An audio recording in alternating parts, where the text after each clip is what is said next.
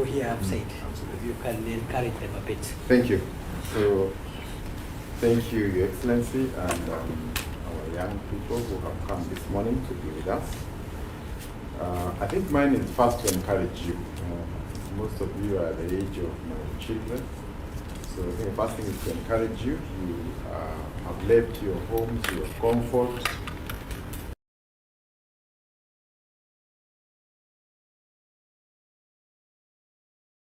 to come and try a better tomorrow. So in spite of the challenges, I think the first thing is to remember why you are, why you are here. And I'm sure even all of us, when we studied, wherever we studied, it's never easy. But I think the sacrifices you make now are going to make your tomorrow better, and I think also for your country. I would have wanted to know maybe around how many students we have here, because it helps us to know the magnitude of the problem.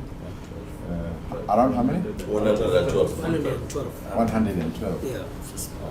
And the courses they are doing are largely in the health, sciences, engineering, pharmacy, medicine. Okay, very good. So I think also maybe as we move forward, this country may have certain things that we may not have, and I think it's really incumbent upon all of us to try and learn something so that the courses you're taking when you go back home, they can be replicated in the various places that you're going to work. For example, Your Excellency, I think one of the issues we'll be trying to look at today with some of the companies here is that Algeria is very advanced in the pharmaceutical space. Nearly 70% of their pharmaceuticals are actually made in this country. They do not import medication, including ARVs and others. So I think for those of you who are doing medicine also, what can we be able to pick, what can we be able to learn, so that as you come back home, we can pick from some of those lessons that are also very critical. I've also had the issue of accreditation. The universities here accredited to Kenya. I think it's unfortunate that when students go abroad, whether in Kenya, China, whichever countries they go to, when they come back, they can't be the ones processing the accreditation. It is a government that we need to be proactive. All South African universities and colleges, we need to have, because one individual now moving from one institution to the other can be quite costly, and you just come back, all you want is a job. So I think it is an area we need to work, so that even before you enroll, you already know that that university is either accredited or not, so that you don't waste maybe 5 years and later on it becomes a big challenge. Also, I would want to mention we have our Balozi here, and I think he has done well to bring you. But I think ultimately the people who represent our nation are the citizens of that nation. So in your university, maybe you're 5 Kenyans, maybe you're 10 Kenyans. You are the diplomat of Kenya.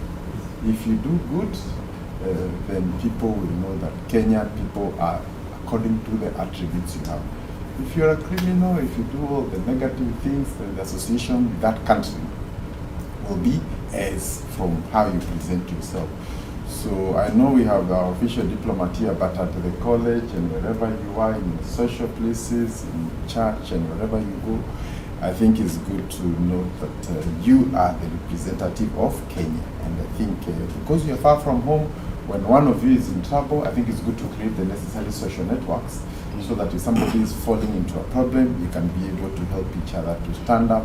If a new one comes, like the one who said is reported this year, you welcome him, get him to make himself comfortable or herself comfortable, and I think together we can be able to move on. Lastly, in way of a challenge, I think for our students who are back in Kenya, I think our expectations are very different from those who have traveled a bit. I am sure some of you, because you studied in secondary and primary back at home, you probably now see the world slightly different from our brothers at home. Is that so? Yes. Huh? Definitely. In what ways? In many ways. Huh? There's one particular way I'm interested in. Huh? Yeah? Like, for example, liberties. Freedom, isn't it? That freedom also comes with limitations, isn't it? Can you post the things you post at home? Huh? Can you do that? And if you did, what would happen to you? Huh? You can be deported. scholarship can be taken away. So I think it's also good, you know, when you're at home, because we are used to an open space with no ceiling. You can say anything, you can do anything. When you come also and see that it's not the whole world that is like that. At home, even in my own village, I'm able to access internet everywhere, anywhere, even in rural areas in Kenya. And the penetration of internet in Kenya is very high. I think almost that's something we take for granted. But I think when you travel out, including in developed nations, you begin to realize it is not natural. It is not normal. It is something that we have worked very hard. And for our students, I'm told also your integration into the university, our foundational primary and secondary school is also very good. So Kenyan students also have a good reputation in terms of adapting across the universities in the whole world. And I think that has also given us a high demand for Kenyan graduates across the world. So that when you finish and you present that you're a Kenyan, first you have the right attitude, you have a good foundation, you can work anywhere in the world. And I'm sure you know, Your Excellency, I'm sure the programs that you're running and the work, mobile, labor mobility issues.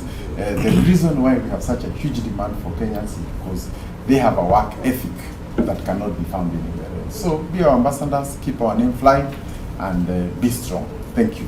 Thank you, Waziri. Very well. We also are with our brother, the Speaker of the National Assembly, Moses Wetangula. He's a very seasoned diplomat, former Minister of Foreign Affairs. So he understands some of those things you're saying much better. I want to request him now to greet us. Thank you. Karibu.